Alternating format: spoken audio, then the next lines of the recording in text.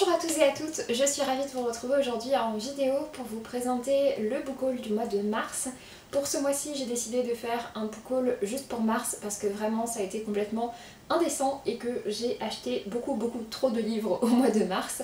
Donc clairement il va falloir se calmer un peu parce que sinon ça ne sert à rien de faire des challenges pendant lesquels je lis un livre par jour pendant un mois si c'est pour après remplir autant ma pile à lire. Du coup je vais vous montrer tout ça, installez-vous confortablement et on va commencer sans plus tarder. Tout d'abord quelques petites réceptions, comme je vous l'expliquais dans mon précédent book haul et dans d'autres vidéos, j'ai été sélectionnée cette année pour être jury du prix Audiolib. J'avais déjà reçu 5 titres au mois de février et au mois de mars j'en ai reçu 3 de plus en version physique, en sachant qu'après on a les 10 titres en version numérique à côté pour pouvoir les lire aussi dans ce format-là. Et donc là, les 3 que j'ai reçus, ce sont 3 que je n'ai pas encore lus.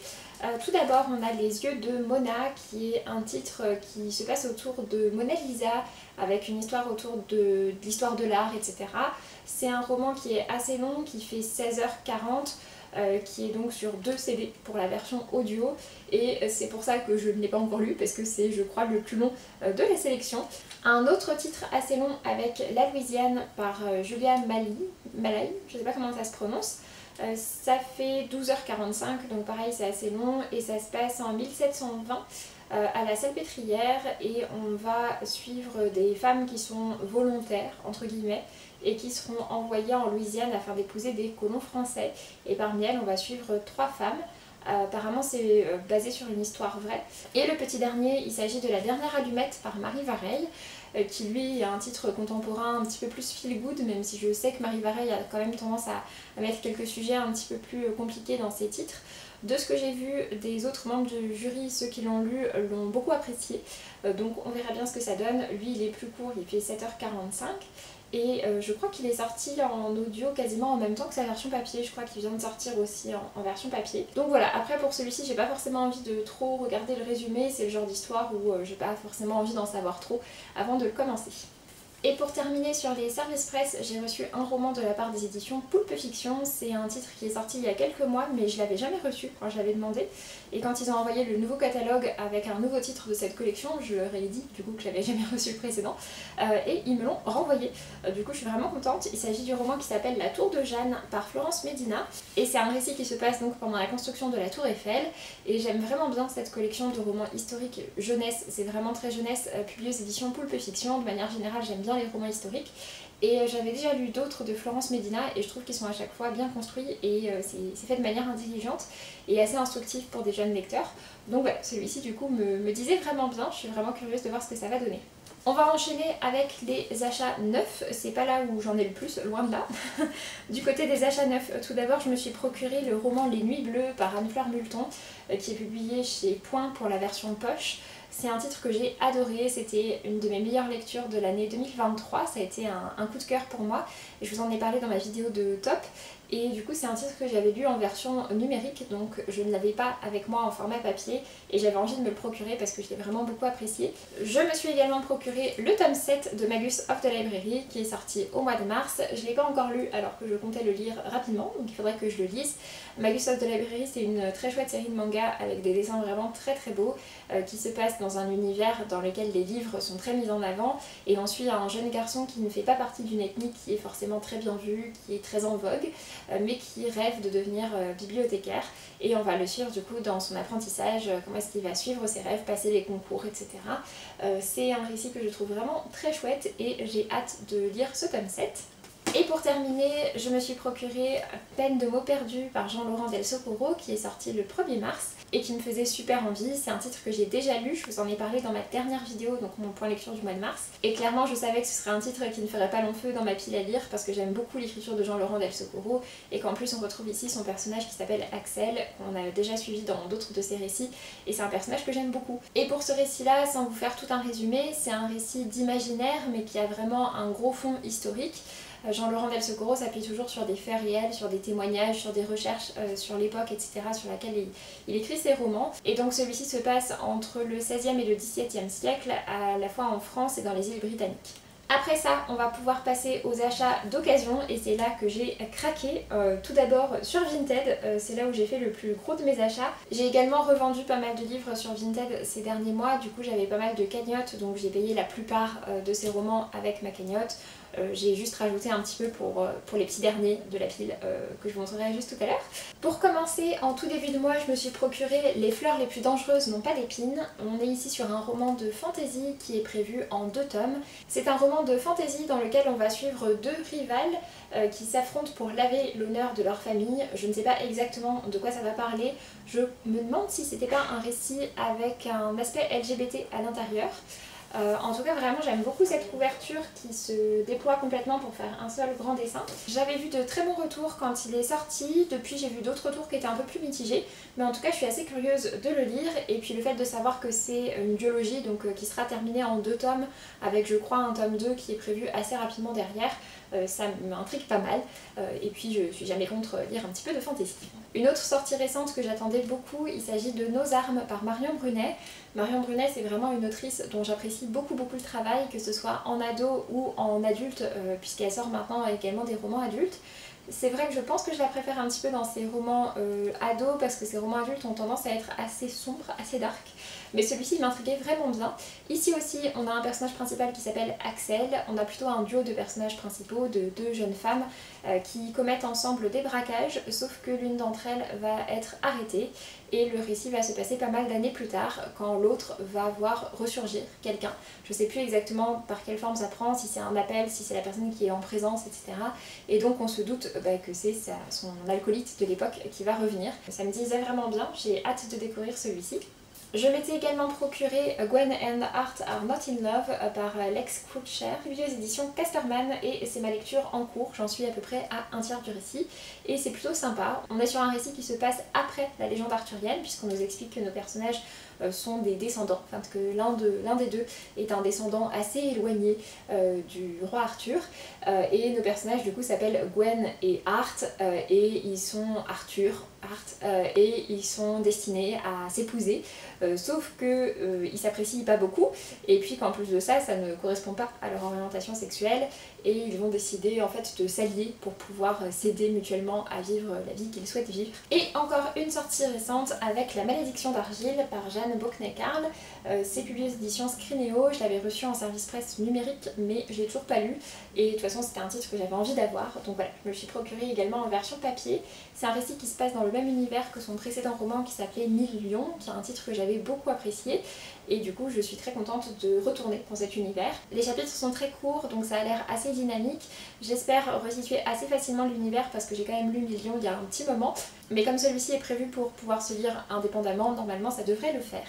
Et pour terminer du côté des achats Vinted, voici mon petit craquage, celui que je n'ai pas fait, en tout cas pas complètement fait, avec ma cagnotte.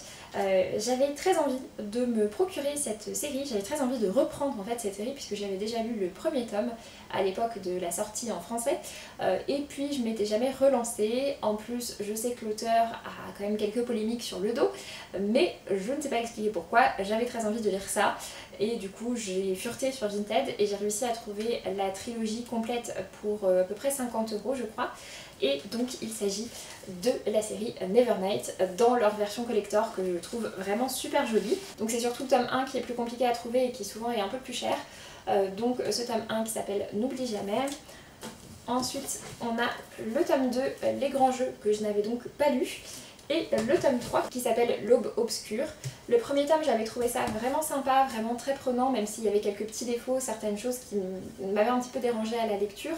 Mais dans l'ensemble c'est quand même une série de fantasy qui était très chouette et c'est vrai qu'à l'époque j'attendais avec impatience qu'elle soit traduite en français.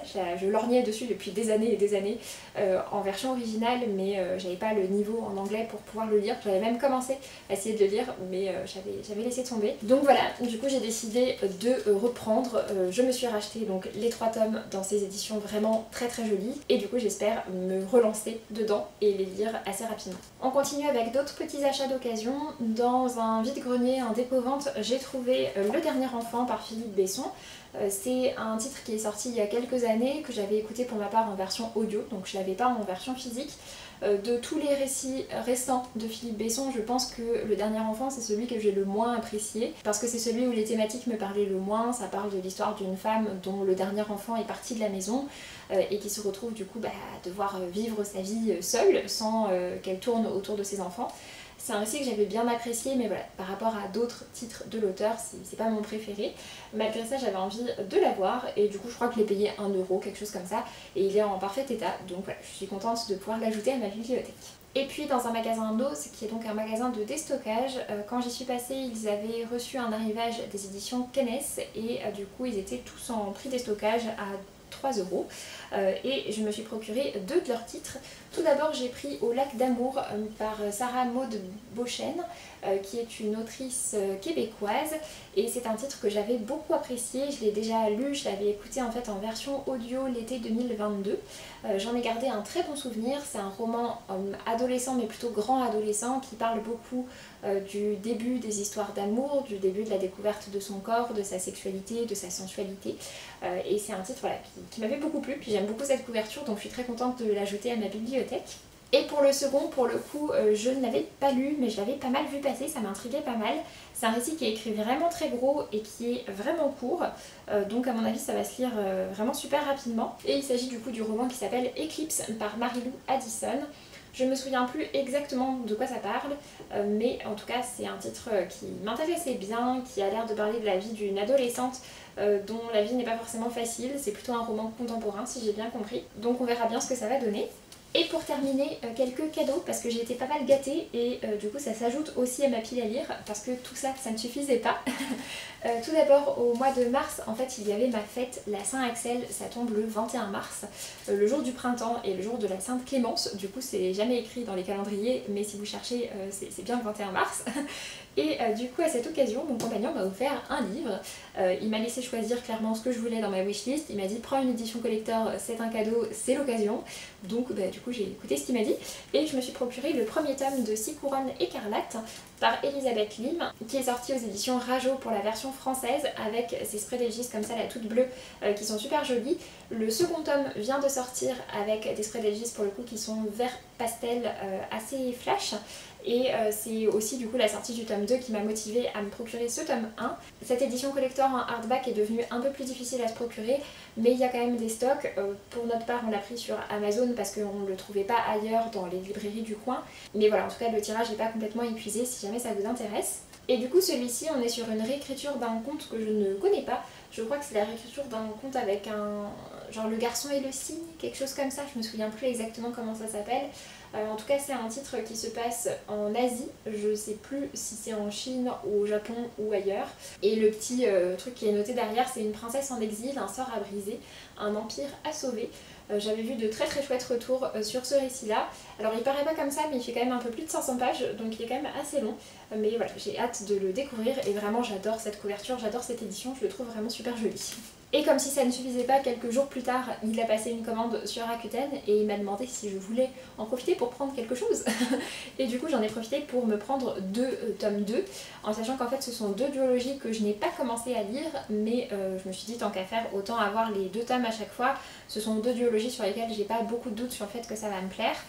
Tout d'abord il y a donc le tome 2 de This Savage Song qui s'appelle donc Our Dark Duet. Donc le tome 2 de Monster of Verity par V.E. Schwab. V.E. Schwab, j'aime vraiment beaucoup sa série Shades of Magic. J'ai beaucoup aimé également Cassidy Blake, sa série jeunesse. Et j'ai également lu Gallant et puis Addie Larue.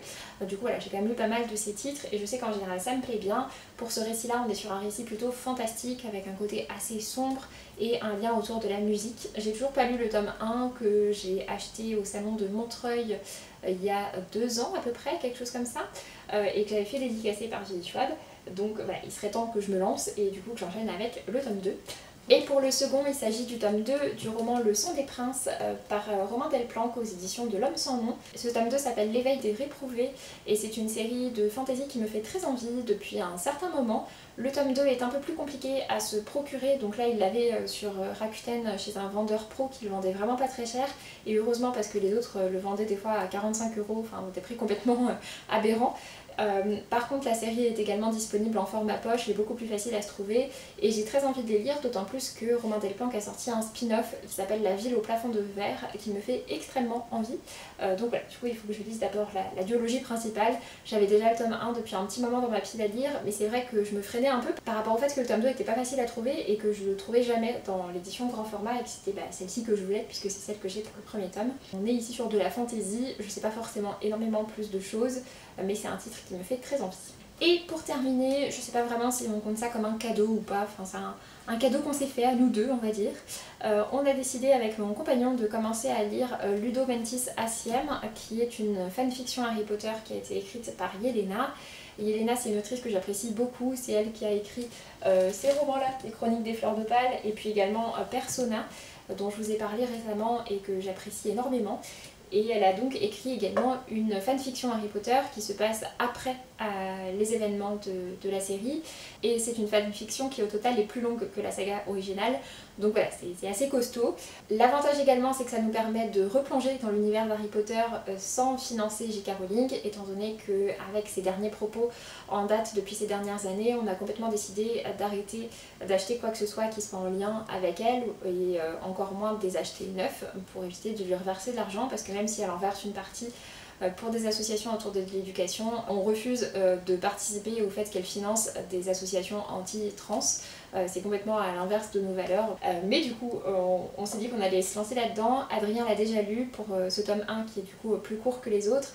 Et pour ma part, pas encore, mais ça ne saurait tarder. Et pour terminer, deux livres qui ne rentrent pas dans ma pile à lire, mais qui nous ont été ramenés par ma grand-mère qui les avait chez elle.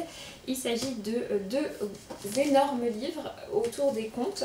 Le premier c'est les contes des frères Grimm, qui sont donc illustrés avec des gravures d'époque. Et le second c'est les contes de Charles Perrault ainsi que d'autres personnes.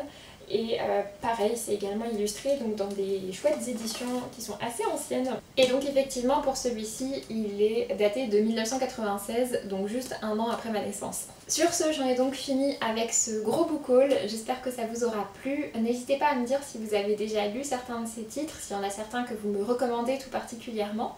Et puis donc pour ma part, je vous laisse et je vous dis à très bientôt pour une prochaine vidéo. Salut!